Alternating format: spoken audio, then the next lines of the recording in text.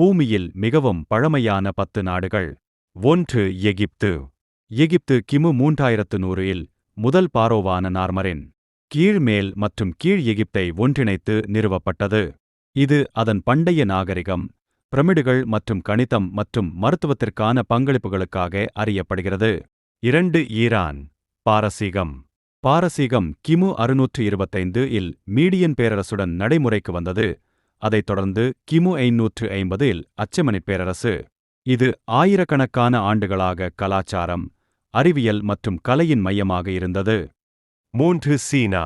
கிமு 221 இல் கின் வம்சத்தின் கீழ் ஒரு ஒருங்கிணைந்த மாநிலமாக அங்கீகரிக்கப்பட்டது.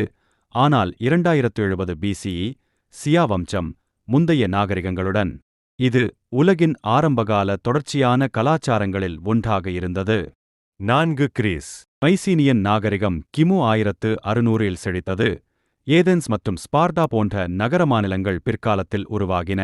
இது மேற்கத்திய தத்துவம், ஜனநாயகம் மற்றும் கலையின் தொட்டில் என்று அழைக்கப்படுகிறது. 5. இந்தியா. சிந்து சமவெளி நாகரிகம் கிமு 2500க்கு முந்தையது.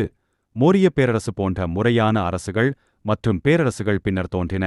பண்டைய கலாச்சாரம், ஆன்மீகம் மற்றும் அறிவியலின் அடித்தளமாக இந்தியா